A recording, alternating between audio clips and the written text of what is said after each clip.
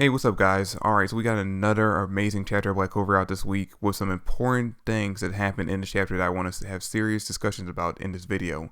But in order not to break up any of those serious talks, I want to quickly, before I begin the video, talk about the two moments during the chapter that made me stop reading for a few seconds because of how hard I was laughing. And sorry, so the first moment, and really the first moment is actually two moments that I'm kind of combining into one because they actually happen on the same page, like literally a panel or two apart from each other. And basically is the first moment is the reaction we get from Finral to him flirting with the princess on sight.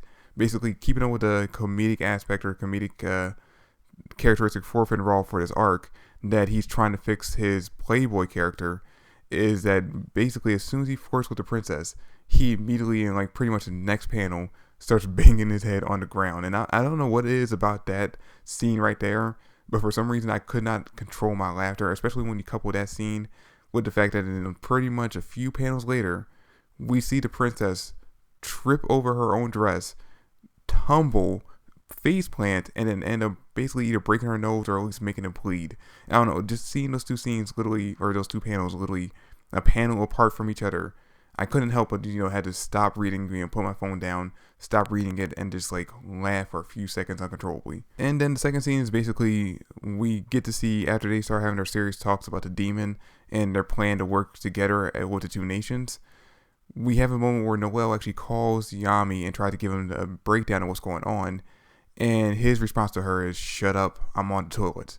And honestly, I thought at this point in the series, at 228 chapters, the joke of Yami ignoring people giving him important information because he's on a toilet or he's doing something else and he doesn't want to be bothered would be kind of stale at this point.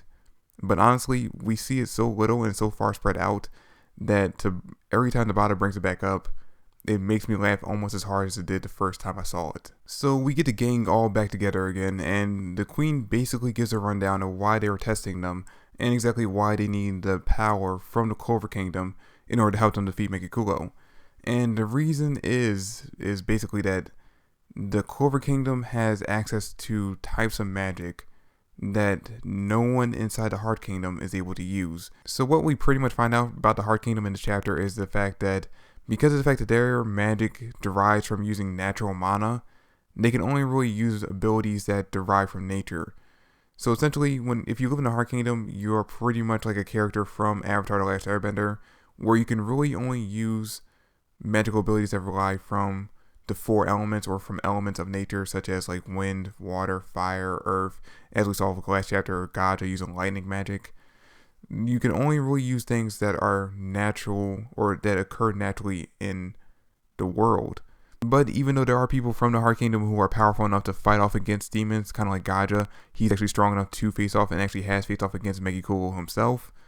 Their natural magic doesn't allow them to be able to actually officially kill off a demon. And because of this, they are actually hoping to partner up with the Clover Kingdom, because the Clover Kingdom doesn't rely on natural mana and uses unnatural types of magic that they don't have access to in the Heart Kingdom, such as like Nozelle's Mercury magic or even Julius's Chrono magic is something that they don't have access to in the Heart Kingdom.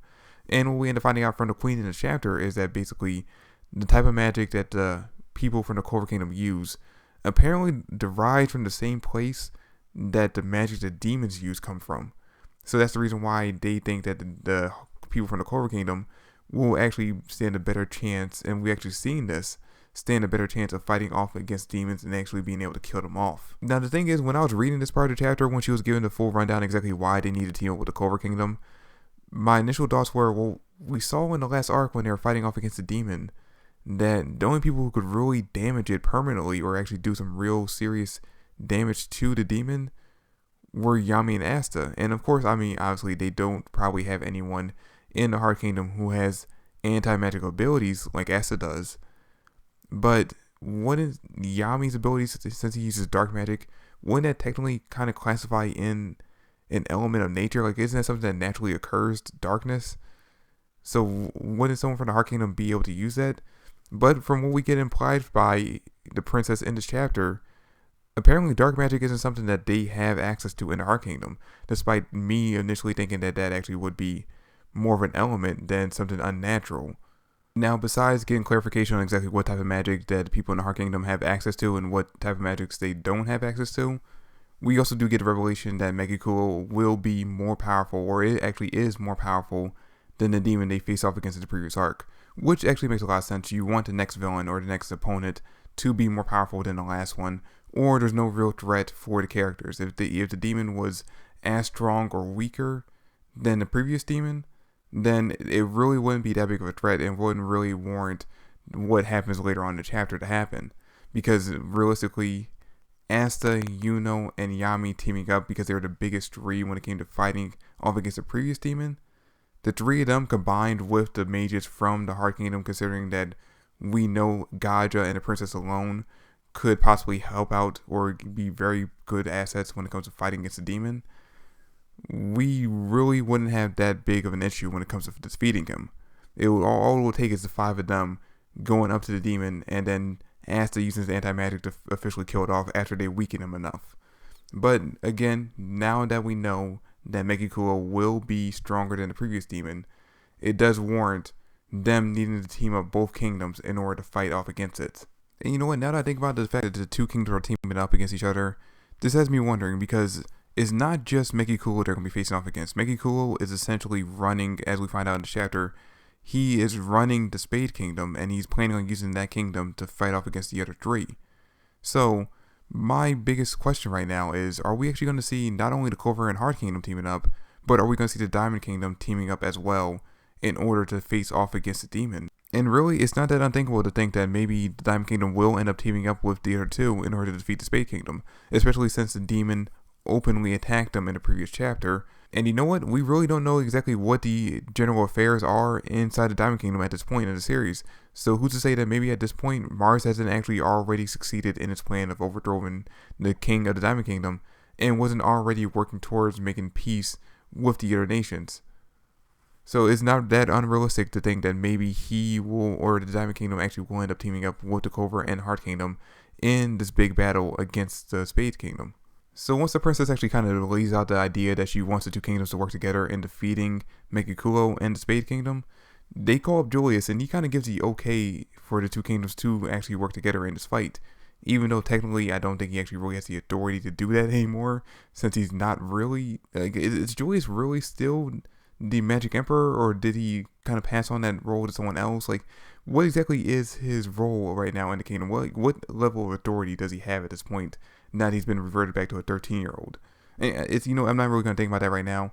Basically, he gives the okay. The two kingdoms are going to work together.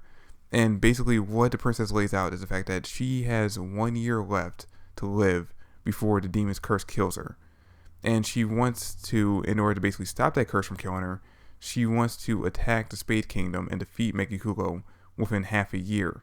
So, she is going to actually take her 5 strongest people, basically Gaja, and the 4 strongest mages in the Heart Kingdom, and she plans on using them to train the 5 that we currently have here in the Heart Kingdom right in front of her, and a few other characters. And those other characters are Charlotte, Real, Leo, Luck, Charmy, Zora, and of course, Yuno.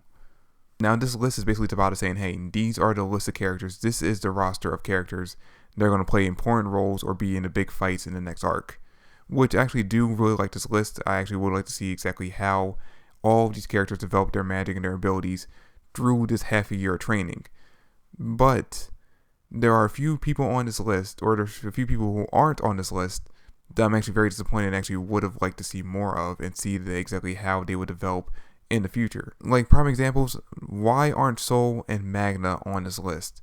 The two of them actually haven't really developed much strength-wise since their initial introduction.